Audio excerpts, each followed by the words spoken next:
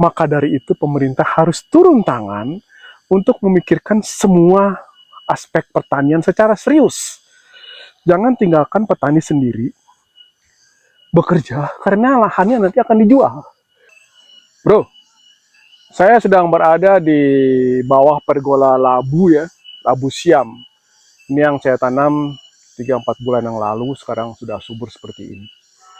Sudah banyak jenis-jenis tanaman pertanian, sayuran yang saya tanam, mulai dari tomat, sawi, pekcoy, cabai merah, timun, bawang, kacang tanah, kacang panjang, semua sudah saya coba. Tapi tidak satu pun juga yang bisa saya jual. Kalaupun saya coba jual, waktu itu saya jual ya salah satu komoditinya, kalau nggak salah tomat ya. Tapi saya rugi karena biaya pemeliharaannya dan buruh taninya itu sungguh luar biasa ya. Mungkin karena pertanian saya ini lahan kecil ya, cuma sekitar ya berapa ratus meter, mungkin nggak sampai 1.000 meter, nggak sampai ya.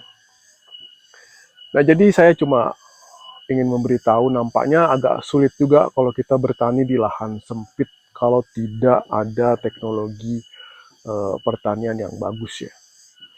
Misalnya pakai macam-macam bertingkat dan sebagainya. Pokoknya kayak luar biasa lah. Tetapi itu kan perlu biaya yang besar ya. Apakah profitnya juga akan sesuai dengan atau lebih dapat atau mendapatkan profit yang besar dengan cara seperti itu? Saya yakin sih enggak sih ya. Nggak akan seperti itu. Itu lebih kepada hobi ya akhirnya ya, hobi yang seperti sama kayak hobi naik motor gede, hobi mancing segala macam. Nah ini hobinya seperti itu, tidak menghasilkan uang, hanya menghasilkan benefit saja. Nah kemudian kenapa kita mendengar banyak sekali petani-petani yang berhasil? Itu petani-petani besar, namanya bos tani, dan dia punya banyak buruh. Nah itu baru bisa berhasil. Ketika dia punya modal, punya akses penjualan, punya akses bibit, punya akses pupuk dan segala macamnya, itu baru bisa berhasil. Tapi kalau petani-petani kecil yang saya cobakan seperti ini, nggak sama sekali berhasil. Jadi itulah pelajaran yang saya dapat dari praktek langsung sebagai petani di lapangan, di lahan saya sendiri ya. Nah, saya memperkerjakan buruh-buruh tani tetangga-tetangga sebelah di sini, satu hari itu antara 65 sampai 75 ribu. Mulai bekerja dari jam 7, jam 6 gitu ya, sampai sebelum zuhur dia udah selesai. Setiap hari seperti itu. Bayangkan kalau 10 hari aja udah 600 ribu atau 750 ribu. Berapa untung yang kita mau dapat dari situ? Nggak mungkin kan? Nah, jadi lebih pada pemberdayaan mereka saja. Dan mereka senang bekerja karena dia bilang, Pak, petani mah nggak bakal untung katanya. Ini aja kerja kayak gini saya untung. Bapak mah pasti rugi katanya. Dia justru begitu. Bapak mah nggak usah petani lah, Bapak kerja-kerja aja nih, mau hobi-hobi aja gitu kata dia. Itulah cerita dari tetangga-tetangga saya di kampung sini, di desa sini, ya, desa Mekarmanik. Bagaimana bertani itu hanya menyalurkan hobi, dan dia bekerja sebagai buruh tani dan buruh bangunan di mana-mana. Jadi pemerintah nampaknya harus serius memikirkan ini, karena petani muda juga udah nggak ada. Saya nggak pernah dengar lagi tuh ada namanya petani muda. Mungkin karena algoritma saya nggak kesana kali ya. Jadi saya tidak pernah mendengar. Yang saya alami sehari-hari ini, eh, ibu-ibu tua dan petani dan bapak-bapak tua yang bertani dan memaksa anaknya untuk membantu, kemudian anaknya setelah membantu pergi lagi kemana gitu, main-main lagi, jadi hanya sebagai pekerja yang dipekerjakan untuk meringankan biaya buruh tambahannya gitu. Tapi anak nggak feel-nya nggak di situ gitu, mereka di tempat lain, misalnya dia buruh-buruh bangunan dan sebagainya. Saya coba labu ini barangkali berhasil ya, karena saya juga belajar dari salah satu mantan anak buah saya yang kemudian jadi guru saya dalam bertani.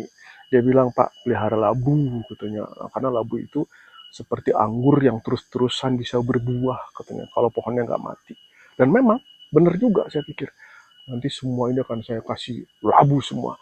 Yuk kita lihat nih, labu-labu saya seperti apa. Nah, ini labunya. Ini baby labu. Ini labu dewasa. Ya, perempuan atau laki kita kurang tahu ya, karena labu nggak ada jenis kelaminnya. Ini bunga-bunganya. Ya, ya. Ini tadi saya yang jaga kebun saya suruh bikin pergola lagi seperti ini. Tuh, dia mulai merambat. Nah, mudah-mudahan nanti bisa berhasil melebar pergolanya, ya. Tuh, dia akan melebar. Di bawah sana juga akan saya buat labu semua. Di trap terakhir itu labu, yang di sini itu pepaya 20 batang. Ini pepaya lokal. Itu ada pohon apa? Katanya leci atau apa gitu. Nah, ini pohon kari. Itu si Buni nih. Ini kawan saya di sini untuk menjaga, dia bisa menggonggong. Baik dia ini. Nah, jadi begitulah cerita kontemplasi kali ini tentang bertani itu tidak profit, tapi lebih kepada benefit dan hobi. Kecuali bos tani, maka dari itu pemerintah harus turun tangan untuk memikirkan semua aspek pertanian secara serius. Jangan tinggalkan petani sendiri bekerja, karena lahannya nanti akan dijual kepada orang-orang kota. Ya mungkin saya juga melakukan seperti itu. Tapi saya tidak rubah ini jadi